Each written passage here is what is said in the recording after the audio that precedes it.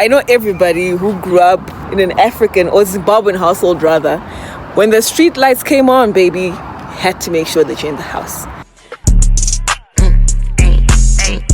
I'm back home now. I'm gonna cook some sadza because I'm feeling like hot sadza, right? With nyama and like muriwo, right? And like a really spicy sauce on the side. Yo, my mouth is already watering thinking about it. So I'm gonna go ahead and marinate my nyama. I got some steak here and some beef sausages. And I'm so excited, guys. My mouth is already watering and my tummy is rumbling because I'm ready to attack this feast, child. On very low heat.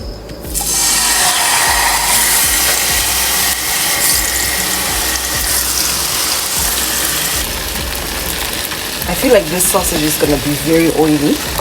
Mind if we have so much oil in the pan by the end of this. Can you see how my face is shining? That's literally sweat. I have been working my ass off in the kitchen. It is piping hot today. I don't even know what's happening.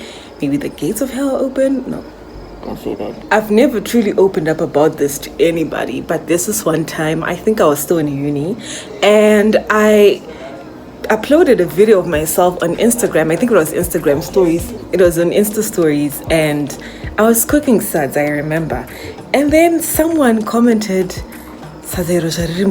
that's when I knew that I was not for the internet. The internet was not meant for me. And now I just come on here with just positive vibes. Whoever wants to say whatever mean stuff that they want to say, it will not get to me. Because actually, the sadza was not mbodza. The thing is, in Russia, there's this thing called manaya krupa. It's basically mealy meal, but it's not as thick. It doesn't get as thick as the sadza here unless you put too much. And it just looks weird, kanochimona and stuff like that. So the person probably thought that it's mbodza, it's fufu from here, but it was a different kind of fufu. And yeah, I don't hold a grudge against them or anything, but like I just felt like that was a very funny story to share with everybody on this fine evening because I'm about to eat sadza now. I truly love these really thick blocks because these are great for, especially if you want to drink stuff like whiskey. The thing with whiskey is that it needs to have really large chunks of ice. Otherwise, if you put those small ones, the ice will melt quickly and that's not good. So with whiskey, you will literally want to break down the enzyme in whiskey that will give it that strong oaky spice taste. That is why you need like huge chunks of ice. Guys, I'm really schooling you. You might think I'm a sommelier or something, but no, I'm not. Wait, sommelier, isn't it only for wines? No, it's for every drink. Actually, I'm lying. You can use that. Yeah. So anyway, as I was saying, like you break down the enzymes in whiskey that'll give it that strong taste. So please get those huge chunks of ice if you want to enjoy whiskey on the rocks. And please, if I see one more person putting 7-Up or Sprite in like a good Scotch whiskey, I will literally drag you by the neck. Don't do that. That is so ghetto. I would rather you just have it neat, or if you need to dilute with something, put water, tonic water at most. Like there's no need to put even Coke now. I really meant it when I said I'm cutting down on my alcohol intake. This is literally my first drink since the last time I saw Dan. Please check out that vlog, link in the description box down below. And I think I'm gonna make like a shandy with this drink. I'm feeling like a shandy right now. To my ice, I'm just gonna go ahead and squeeze some orange juice in there.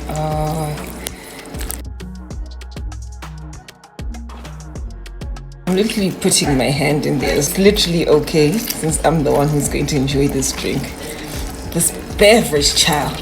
Ooh. This is all literally OJ. I'm tempted to just gulp this down right now, but I really want to make this shandy. Wait, is this twist? No, it's not. Here goes nothing. Wait, this is not twist. Oh my gosh. I literally feel like this is my first time all over again because I don't know how this works. Woo! Oh no, I shook it a bit. Okay. Yeah, I want to trick my mouth, my taste buds, into not feeling that boozy taste so quickly. tasting rather. So that's why I decided to make the shandy. There's literally half of the drink left, so I've left this other half of my orange for that next shandy, girl. It's gonna be nice, it's gonna be nandi. Hold on. So we're literally gonna taste test this shandy now.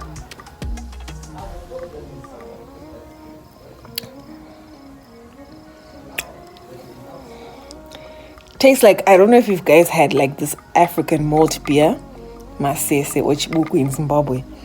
Tastes exactly like that. It's not sweet at all. I think my orange was also very bitter. Should I have had it on its own? Maybe. I should have probably used like Castle Light, maybe, for this shandy to come out. But this is actually not so bad. It just tastes a bit weird, but it's not bad. I'm literally 4 sips in, and I kid you not, I'm feeling weird. Like I'm such a lightweight now, guys. What is this? I used to be a trooper. What is going on? Update on our drink. I think I judged it too quickly. It's actually not half bad. On a very hot Sunday afternoon, this would be great. Like even as a sundowner, it's actually not bad. For real, for real. I really think that you guys should try this. Get any cider that you want or beer and put freshly squeezed orange juice in there.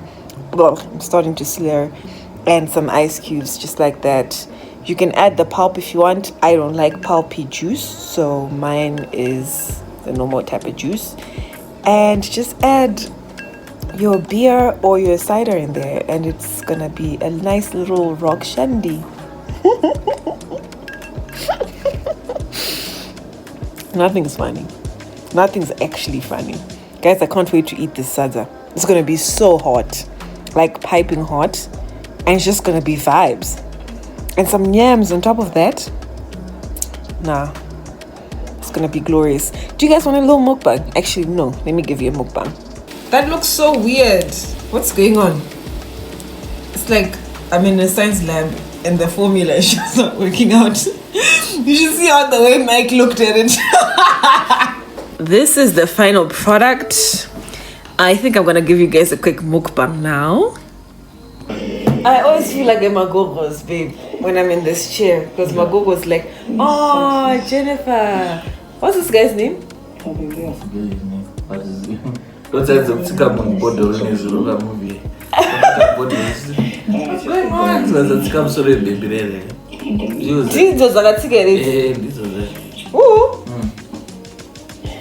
Oh, baby. That's the movie, remember? Hey, you was there. Forget his name. The sauce is actually not bad. Not bad. I was scared about the gravy. I thought that wasn't going to be good. Maybe because it's not mixed with other food. It's good. Thank you.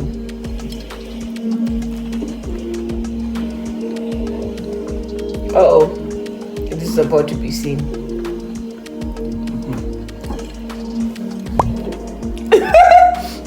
Be right back. I stand corrected, guys. This is actually a chakalaka sausage. So good. It's spicy, and that's the vibe that I was kind of going for. I bit so hard into this bone that was in my sausage, and my head is literally throbbing now. But otherwise, this meal was like an 8 out of 10. It was really good. Not saying that because I made it or anything. It actually was pretty good. Besides the little mishap that I had with my sausage and the bone and everything, I think it was great. And oh yeah, the steak was a bit tough because I left it out for too long before I ate it. But overall, it was really nice. That was a lovely, lovely dinner by yours truly. I think I'm gonna knock off this vlog now. I'm actually quite tired. You know when you hit with airlock, you just want a sword. I think that's what I'm going through right now. I'm blabbering.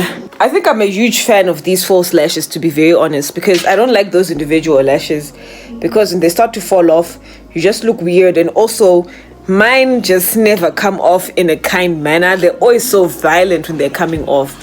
So yeah, not a huge fan of the individual lashes. Or maybe I'm just obsessed with these ones, the strip lashes.